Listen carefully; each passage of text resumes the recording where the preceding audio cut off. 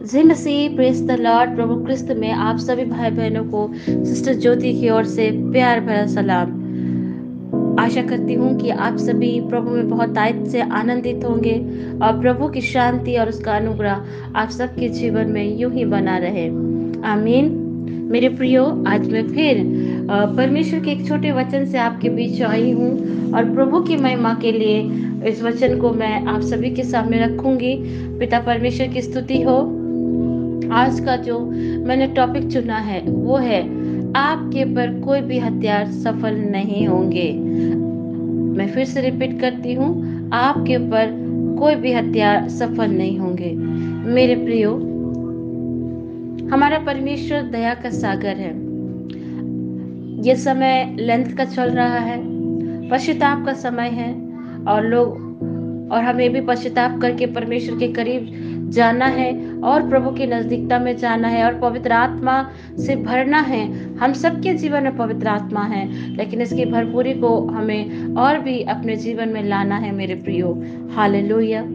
आज का जो मैंने टॉपिक चुना है कि कोई भी हथियार आपके पर सफल नहीं होंगे। कब? जब आप प्रभु के साथ संगति करते हैं। मेरे प्रियो, हमारे जीवन में प्रार्थना करना बहुत जरूरी है। प्रार्थना ना करना भी एक पाप है। इसलिए मेरे प्रियो, जब आप प्रार्थनाएं नहीं करते हैं, प्रभु के साथ संगति नहीं करते हैं, तो आप बहुत सी चीजों को फेस करते रहते हो, बहुत सी समस्याओं को फेस करते हो, बहुत से प्रॉब्लम को फेस करते हो, बहुत सी दिक्कतों को फेस करते हो। पारिवारिक शांति नहीं रहती है, घर में आनंद नहीं रहता है, पति पत्नी में प्यार नहीं रहता है, बच्चों में शांति नहीं रहती है, काम के क्षेत्र में आशीष नहीं होती है। मेरे प्रियो, मैं एक चीज कहूंगी, ये सब समस्याएं जब आप प्रार्थनाएं नहीं करते हैं तो दुगनी हो जाती है, लेकिन जब आप प्रार्थनाएं करते हो तो ये समस्या आपके जीवन में आती भी हैं, तो इन समस्याओं से प्रभु क्रिस्त आपको निकालता है। जो प्रार्थना में विजयी होकर चलते हैं, प्रार्थना को अपना हथियार बनाते हैं, उसके ऊपर कोई भी हथियार सफल नहीं होगा। मेरे प्रियो, क्यों मैंने एक टॉपिक को चुना, आज मैं आपको बताऊंगी कि वचन से ही मैं बताऊंगी कि प्रभु के लोग प्रार्थना करते थे और प्रार्थना के बदौलत उनके ऊपर कोई भी हथियार सफल नहीं हुआ।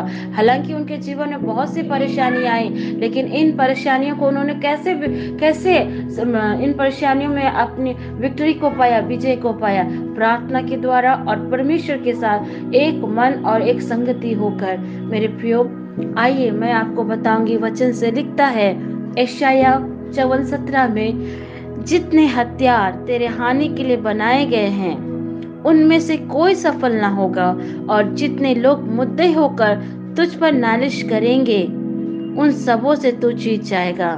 यहोवा के दासों का यही भाग होगा और वे मेरे ही कारण धर्मी ठहरेंगे। यहोवा की यही वाणी है। आमीन। मेरे प्रियो, परमेश्वर का वचन क्या कहता है कि जितने हथियार आपके और मेरे हानि के लिए बनाए गए हैं उनमें से कोई सफल नहीं होंगे। मुद्दे लाख नालिश करे पर हम उन सबों से जीत जाएंगे। आमीन। आपको पता है मेरे प्रियो, आप अगर दानियल नबी की पुस्तक पढ़ेंगे, दानियल और उसके तीन मित्र के बारे, शद्रक मेशक अबेदनगो के बारे में आप पढ़ोगे तो आपको पता चलेगा ये चारों प्रभु की उपस्थिति में चलते थे, प्रभु की संगति में चलते थे। इवन ये तीनों पहर परमेश्वर से घुटना टेक कर प्रार्थना करते थे। ये लोग प्रभु की संगति में चला करते थे। इनको जब गुलामी के देश में ले गया, वहां पर भी उन्होंने राजा नबूकदनेस्सर को दंडवत नहीं किया, वरन उन्होंने परमेश्वर को दंडवत किया। और आप जानते हो, जब ये प्रभु को दंडवत करते थे, इवन मैं दानियल के बारे बताऊंगी। दानियल प्रभु के लिए 3 टाइम अपने को घुटना टेक कर प्रार्थना करता था, प्रभु की महिमा करता था। और दानियल ने वहाँ के मांसाहारी भोजन को त्याग करके शाकाहारी, शुद्ध शाकाहारी भोजन को भी अपने जीवन में लागू किया था। मेरे प्रियो, दानियल से वहाँ जब वो गुलामी के देश में था, उस जगह में मेरे प्रियो आप जानते हैं, वहाँ के राजा के जो सेनापति लोग थे वो दानियल से चिढ़ते थे और उन्होंने दानियल के प्रति शिकायत लगाई कि वो तुझे प्रणाम नहीं करता, तेरी बातों को फॉलो नहीं करता है। इसलिए आप जब राजा के सामने शिकायत लगा कि तू ऐसा लेटर बना कि सब कोई तुझे दंडवत करे, तुझे राजा माने, ऐसा करके लेटर वहां पे लिखाया गया था। पर उस जगह पर दानियल ने राजा को दंडवत नहीं किया, उसने परमेश्वर को ही दंडवत किया। आप जानते हो, जब ऐसा उसके जीवन हुआ कि दंडवत उसने राजा को ना करके परमेश्वर को किया, तो उसके जीवन में भी तकलीफें आई, परेशानी आई। आपको पता है, जब उसने ऐसा नहीं किया, तब उसको जितने दानियल से जलन रखते थे वो लोग जाके राजा को शिकायत किया, और शिकायत करने के बाद हम और अब जानते हैं कि दानियल को शेरों के मान में छोड़ा गया था। जब शेरों की मान कहते तो हमें और आपको डर आता है, क्योंकि हम और आप जानते हैं कि शेर कितना खूंखार जानवर है। लेकिन ये भी सत्य है कि जब उन्हें दानियल नबी को डाला गया था, तो आप जानते हैं शेरों के मुंह को परमेश्वर ने बंद कर दिया था। हालेलुया। इसी तरह मैं आपसे कहूंगी मेरे प्रियो, आपके जीवन में भी जब आप प्रार्थनाएं करते हैं, आप प्रभु के संगति में रहते हैं, प्रभु के साथ बने रहते हैं, प्रभु के लोगों की बात को मानते हैं, प्रभु के प्रियजनों के साथ संगति करते हैं, और अधिकतर अपना जीवन में आप प्रार्थना जीवन को बराबर रखते हो, परमेश्वर के साथ संगति किए रहते हो, तो आपके जीवन में भी कितने भी बड़ी तूफान क्यों ना आ जाए, आपके ऊपर कोई भी हथियार सफल नहीं होगा।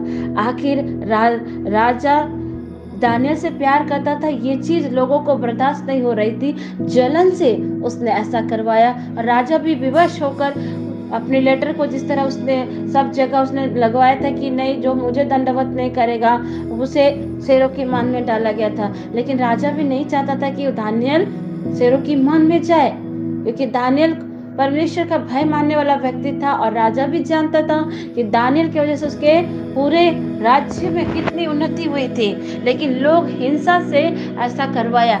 इसी तरह आप भी जब काम के क्षेत्र में होते हो, आप भी जब कहीं नौकरी करते हो और आप प्रभु के साथ महिमा में रहते हो, प्रभु के साथ संगति में रहते हो सकता है आप जिस जगह काम करते हैं वहां पर लोग आपसे जलते हैं, आपके पीठ पीछे बोलते होंगे, आपके लिए बुरी बुरी बातें करते होंगे। हो सकता है जहाँ आपके विवाह हुआ होगा वहां पर भी आपके साथ आपके ससुराल वाले अच्छे नहीं करते होंगे, आपके पति आपके साथ अच्छा नहीं करता होगा, हो सकता है आपकी पत्नी का बिहेवियर आपके प्रति अच्छा नहीं होगा, आपका बच्चों का बिहेवियर आपके प्रति अच्छा नहीं होगा। ये सो मुश्किलात हालात, ये जो हानि की चीजें हैं, इन सब चीजों से आप कब विक्ट्री पाओगे? जिस तरह दानियल विक्ट्री पाया, वो प्रभु की संगति में था। अंततः जब दानियल को पकड़ा गया तब तक वो घुटने में होकर प्रार्थना कर रहा था, और हम और आप जानते हैं कि जब वो प्रार्थना कर रहा था शेरों की मान में डाला गया था। शेरों के मान में डालने पर भी परमेश्वर ने शेरों के मुंह को बंद कर दिया और दानियल को बचाए रखा। Hallelujah, praise the Lord. हम और अब जानते हैं कि जब हम शेर के सामने खड़े होंगे तो खूंखार शेर हमें खा सकता है, लेकिन परमेश्वर जो सर्वशक्तिमान है उसने शेरों के मुंह को बंद करके रखा था। और आप और हम जानते हैं अगली सुबह जब राजा दानियल को देखने गया तो दानियल बोलता है कि हे मेरे राजा, सर्वशक्तिमान परमेश्वर ने मुझे बचाए रखा। और आप जानते हो जिन्होंने शिकायत करी थी, जिन्होंने दानियल के लिए हानि का हथियार बनाया था, जिन्होंने दानियल के प्रति जलन रखी थी, मुद्दे से नालिश करी थी, उन्हीं लोगों को फिर वो दंड दिया गया। और उन्हें शेर ने उन शेरों के मान में उन सारे जो दानियल से नफरत करते थे, दानियल से जलन रखते थे और जिन्होंने दानियल के प्रति हानि के हथियार बनाए थे, उन सभी को राजा ने आज्ञा दिया और सभी को शेरों के मान में डाला गया। और आपको पता, वो सारे जो जलन रखने वाले व्यक्ति थे, शेरों ने उन्हें खाकर खत्म कर दिया। Hallelujah, praise the Lord. इसी तरह मेरे प्रियो, जब हम और आप प्रभु के साथ आत्मा में संगति करते हैं, प्रार्थना करते हैं, जीवन में कितनी भी तूफानें क्यों ना, आपसे जलन रखने वाले व्यक्ति भी क्यों ना हो, आपके साथ अच्छा बिहेवियर नहीं होता होगा, आपके ससुराल में, आप जहाँ काम करते हो वहां पर, आपके अपने पारिवारिक जीवन में, आस पड़ोस में अगर अच्छा बिहेवियर नहीं होता है, जहाँ आप काम कर रहे हो वहां पर आपका अपमान किया जाता होगा, निरादर किया जाता है, तो भी मन को दुखी मत कीजिए। वैवाहिक जीवन अगर आपका सही नहीं है तो भी आप दुखी ना होइए। मैं यही कहूंगी कि ये हानि के हथियार कभी आपके जीवन में सफल नहीं होंगे मेरे प्रियो। क्यों? जब आप प्रभु के साथ संगति करते हो, आप प्रभु से प्रार्थनाएं करते हो, अपने दुखों को प्रभु के पास रखते हो, तो आपके ऊपर जितने भी हानि के हथियार क्यों ना तैयार किए गए हो, वो हानि के हथियार कभी भी आपके जीवन में सफल नहीं होगा। हालेलुया। नए नियम में संत पौलुस कहते हैं कि अपने जीवन में आत्मिक हथियार को पहन लो ताकि तुम शैतान के चलते हुए तीरों का सामना करो। ये आत्मिक हथियार आखिर हमारा क्या है? आत्मिक हथियार है हमारा प्रार्थना जीवन, परमेश्वर के साथ एक मन में संगति होना, परमेश्वर के पवित्र वचन को पढ़ना और परमेश्वर के साथ होकर एक मन होकर प्रार्थना करना। दुख हो चाहे सुख हो, चाहे अच्छी परिस्थिति हो बुरी परिस्थिति हो, तकलीफ भरा समय हो चाहे अच्छा भरा समय हो, इन सभी चीजों में जब आप प्रभु को प्रेज करते हो, प्रभु के साथ बने रहते हो, तो जितने भी आपकी हानि के लिए हथियार बनाए गए हैं उनमें से एक भी सफल नहीं होंगे। मेरे प्रियो, मैं आपको बताना चाहूंगी, सिस्टर ज्योति के जीवन में कई बार कई तूफान आते हैं, कई बार कई परेशानी आती है, लेकिन मैं इन परेशानियों को, इन तूफानों से कैसे लड़ती हूँ? मेरे पास परमेश्वर का वचन है, मेरे पास परमेश्वर के साथ संगति करना, प्रभु के कलामों को पढ़ना, प्रभु के साथ प्रार्थना करना, अपने हर दुख को, हर सुख को, हर तकलीफ को मैंने परमेश्वर के साथ बांटा, परमेश्वर के साथ शेयर किया, प्रार्थनाएं करी और प्रभु मुझे हर एक चीज में सहायता करते हैं और मेरी अगुवाई करते हैं और मुझे भी निकालते हैं। हालेलुया। उसी तरह आज आपके जीवन में भी प्रभु क्रिस्त करने पर है। प्रभु आज आपसे कहता है, जो लोग तुम्हारी निंदाएं करते, जो लोग मुद्दई होकर तुझ पर नालिश करते हैं, वो लोग तुझ पर कभी प्रबल नहीं हो सकते। लेकिन कब? जब आप प्रभु के साथ एक मन होकर रहते हैं, प्रार्थनाएं करते हैं, प्रभु को प्रतिदिन का धन्यवाद की भेंट चढ़ाते हो, हर छोटी बड़ी खुशी में प्रभु को सम्मिलित करते हो, तो प्रभु आपके ऊपर कोई भी हानि के हथियार को सफल होने नहीं देगा। आप जानते हो, जिस तरह दानियल के विरुद्ध में हानि के हथियार को बनाया गया था, षड्यंत्र रचा गया था, बहुत सारे प्लानिंग किए गए थे, लेकिन ये सारे प्लानिंग और षड्यंत्र और हानि के हथियार कभी भी दानियल के ऊपर सफल नहीं हुआ। हालांकि दानियल को भी परेशानी से गुजरना पड़ा।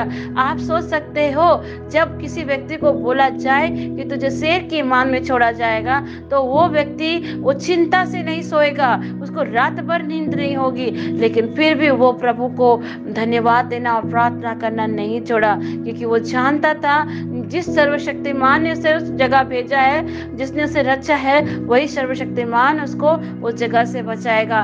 नए नियम में संत पौलुस कहते हैं कि कई बार उन्हें भी शेर के मांदों के आगे छोड़ा गया था, लेकिन फिर भी प्रभु ने उसे बचाया। कई बार वो प्रभु के नाम के प्रचार के लिए लोगों से, अपने ही लोगों से उसने प्रताड़ना खाई। कई बार उन्हें 39 कोड़े पड़े, कई बार उन्हें इतना अधमरा मारा गया संत पौलुस को कि उसके दीवार में टोकरी से उतारा जाता था।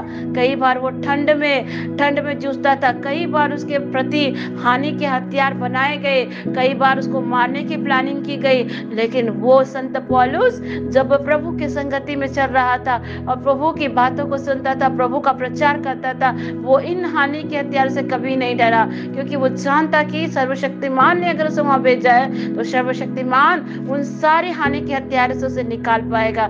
एक बार संत पौलुस रोम की यात्रा में जा रहे थे और नाव टूट के बिखर गया था, लेकिन संत पौलुस को यकीन था कि वो रोम जाकर प्रभु का प्रचार करेंगे और वो हानि के हथियार उस पर सफल नहीं हुआ।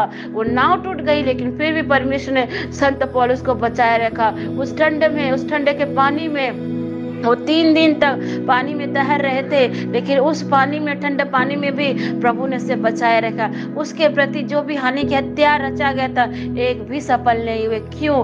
क्योंकि वो प्रभु के संगति में रहते थे, प्रार्थनाएं करते थे, दुआएं करते थे, स्तुति करते थे, आराधना करते थे। आज मेरे प्रिय वचन कहता है, तुम्हारे ऊपर कोई भी हानि का हथियार सफल नहीं होगा। कब? जब आप प्रभु के साथ एक आत्मा होकर प्रार्थनाएं करते हो, अपने हर बातों को प्रभु क्रिस्त के सामने रखते हो, तो प्रभु आपको इन सब चीज से निकालेगा। और लोग आपके पीछे निंदाएं करें, लोग आपकी बुराई करें, हो सकता है आपका बिजनेस अच्छा नहीं चल रहा होगा, हो सकता सकता है आपका वैवाहिक जीवन अच्छा नहीं चल रहा, हो सकता है आप निसंतान परिवार से क्यों ना हो सकता है आपका विवाह नहीं हुआ, लोग आपको तानाएं मार रहे हो, लोग आपको टोन कस रहे होंगे। ये सारे हानि के हथियार आपके ऊपर तब तक प्रबल नहीं हो सकता है जब तक आप प्रभु के साथ एक मन होकर चलते हो। लेकिन जब आप प्रभु की संगति से दूर होते तो ये सब आपके जीवन में प्रभाव देना शुरू करता है। इसलिए मेरे प्रियो, इन हानि के हथियारों को अपने जीवन में सफल ना होने दे, और इसके लिए एक ही उपाय है, प्रार्थना, वचन और प्रभु के साथ समय बिताना। जितना समय आपको मिलता है जरूर प्रभु के साथ समय बिताएं। जिस तरह प्रभु ने दानियल नबी को बचाया, संत पौलुस को बचाया, और भी ऐसे बहुत सारे बाइबल में नबी लोग हैं। शद्रक मेशक को आग धधकते हुए आग की भट्टी में बचाया, वो भी उनके लिए हानि का हथियार था, पर प्रभु ने उसे भी वहां से बचाया। आप एक समय जानते हो जब सारा भी प्रेग्नेंट नहीं हुई थी तो उसे भी काफी प्रकार की परेशानी, काफी प्रकार की हानियों से गुजरना पड़ा था, लेकिन उसने भी प्रभु पर रखा। उसके प्रति अब्राहम ने उस पर ईमान रखा, और उसके विश्वास को देखकर प्रभु ने सारा को बच्चा दिया था। आप अगर हन्ना की पुस्तक को पढ़ते हैं, सामुएल नबी की पुस्तक में आप हन्ना के बारे में पढ़ोगे तो हन्ना के जीवन में भी काफी सारी दिक्कतें आई थी, काफी सारी परेशानी, काफी सारी उसके प्रति हानि के हथियार बनाए, लेकिन उसने भी ईमान प्रभु पर रखा, प्रभु पर विश्वास रखा, और उसने परमेश्वर पे ईमान रखा। इसीलिए मेरे प्रियो, उसके ऊपर भी हानि के हथियार सफल नहीं हुए, और प्रभु ने उसे संतान से यानी नबी सामियों से आशीषित किया। मेरे प्रियो, आज मैं आपको उत्साहित करती हूँ, इन सब चीजों को देखकर दुखी नहीं होना है, बल्कि दुखी के समय में परमेश्वर के सामने प्रार्थना करते। दुखी मन प्रभु के सामने चढ़ाने योग्य है, टूटा हृदय प्रभु के सामने चढ़ाने योग्य है। इसलिए मेरे प्रियो, जब आप दुखी होते हैं तो एक मन होकर प्रभु से अपने सारे दुख और वेदना को शेयर करें, प्रार्थना को शेयर करें, और जब आप प्रभु से कहते तो प्रभु आपको उसी से निकालता है। और जब आप खुशी के माहौल में जीते हो तो प्रभु की स्तुति करो, प्रभु की आराधना करो, प्रभु का धन्यवाद करो। और जब आप प्रभु में एक मन होकर प्रार्थना करते हैं, कलाम को पढ़ते हैं, वचन को पढ़ते हैं, तो निश्चय जान रखिए, ये मैं नहीं, सिस्टर ज्योति नहीं, बल्कि प्रभु का वचन कहता कि जितने हथियार तेरे हानि के लिए बनाए गए उनमें से कोई सफल नहीं होगा। हालेलुया। प्रभु इस वचन के द्वारा आप सभी भाई बहनों को बहुत की आशीष दे। Praise the Lord. जय मसीह।